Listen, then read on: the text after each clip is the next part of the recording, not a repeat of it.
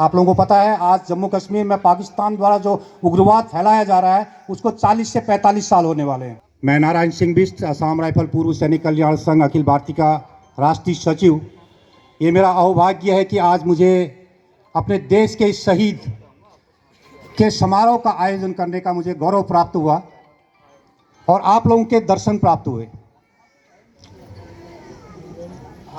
दोस्तों, आज एक महत्वपूर्ण विषय और गौरवशाली दिन शहीद दिवस के इस समारंभ में जो आप लोग आए हैं, आप लोगों का बहुत बहुत धन्यवाद। आज हम सभी एक समान भावना और श्रद्धांजलि भाव से इस शानदार दिन को मना रहे हैं। वीर राइफलमैन राम कुमार आर्या सेना मेडल मरोड़ो प्रांत को समर्पित है। दोस्तों, का अद्वितीय अवसर प्रदान करता है जो अपने प्राणों की आहुति देकर हमारे देश की रक्षा के लिए समर्पित हो जाते हैं, जिनमें एक हैं राइफलमैन राम कुमार आर्या, जिन्होंने अपनी अद्भुत बहादुरी और अदम्य साहस के साथ देश की सुरक्षा के लिए राष्ट्र को के लिए अपने प्राणों की आहुति दे दी थी।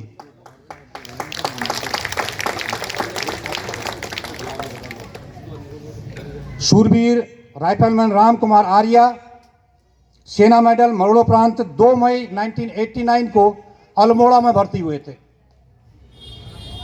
वे अपनी ट्रेनिंग पूरी करके 1990 में यानी कि 1990 में अपनी यूनिट 7 आसाम राइफल, जो कि उस समय जम्मू एंड कश्मीर में तैनात थी, वहां चले गए। उस समय जम्मू और कश्मीर में जो JKLF था वो अपनी चरम सीमा पर था। आप लोगों को पता है आज जम्मू कश्मीर में पाकिस्तान द्वारा जो उग्रवाद फैलाया जा रहा है उसको 40 से 45 साल होने वाले हैं। तो इनकी भी तैनाती, इनकी यूनिट की तैनाती JNK में थी, तो स्वाभाविक इनको भी अपनी यूनिट में जाना था। ये भी JNK में गए थे। इनके जाने के कुछ ही दिनों बाद सेना के निर्देशों पर एक JCO तथा 14 जवानों को शामिल कर एक ऑपरेशन चलाएगा, जिस ऑपरेशन का नाम रखा गया ऑपरेशन दूधी। उस ऑपरेशन को दूधी इसलिए रखा गया था, विशेष सूत्रों के आधार पर यह जानकारी मिली थी कि पाकिस्तान से 100 आदमी का दल एक भारत में घुसपैठ करके कब्जा करने की कोशिश कर रहा है। तो सेना ने एक JCO और 14 अदर रैंक, यानी कि जिसमें सिपाही भी होता है, लेफ्टिनेंट भी होता है, नायक भी होता है, हवलदार भी होता है, उनको देके वहां भेजा कि आप लोग जाइए और देखिए क्या ये बात सच है। तो जब ये लोग गए तो वो बात सच निकली। सच क्या निकली? वहां पर 100 आदमी के लगभग आदमी इनको इकट्ठा मिल गए।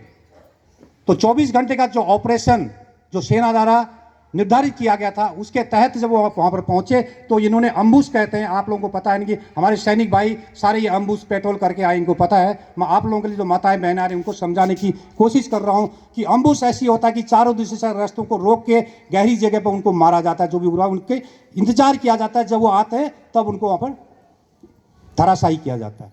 तो ये लोगों ने भी वहां पर ऐसा ही किया था।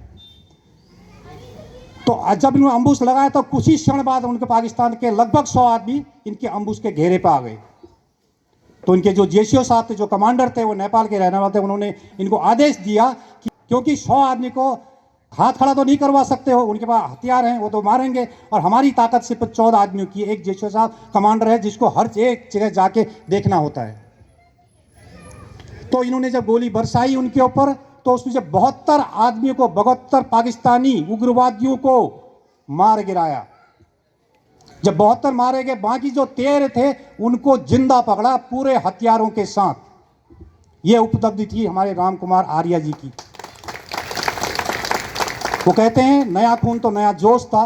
नया जोश इसलिए था, हमारी कैजुअलिटी नहीं होनी थी, लेकिन ऊपर वाले को मंजूर था, राम कुमार आर्या की शहीदी उनको लेनी थी। इसलिए राम कुमार आर्या के भाई, जब उनका LNG 1, ये राम कुमार आर्या थे, LNG 2 को जब गोली लगी तो आवेश में आके, खून का जब उन्हें धारा देखी तो आवेश में आके उन्होंने LNG लेके खड़े हुए तो सामने वाले ने उनको भी मार दिया। तो ये बहुत दुखद घटना थी और एक हमारे लिए बहुत गर्व की बात थी। एक सैनिक ने जोश दिखाया पाकिस्तानियों को, जो पाकिस्तान आज भी हमारे साथ 2-2 हाथ करने के लिए तैयार है। हालांकि वो तैयार है 2 हाथ करने के लिए, लेकिन वो 2 हाथ हमसे कर नहीं पाएगा। 2 हाथ इसलिए नहीं कर पाएगा कि 2 हाथ करने लायक वो नहीं है। दो हाथ कौन करता है? जब सामने वाला मुकाबले के लायक है, उसके साथ दो दो हाथ होती है। वो तो लायक नहीं है कि हमारे साथ दो दो हाथ कर पाए। तो यहाँ पर हमारे राम कुमार आर्या जी की शहीदी हुई थी।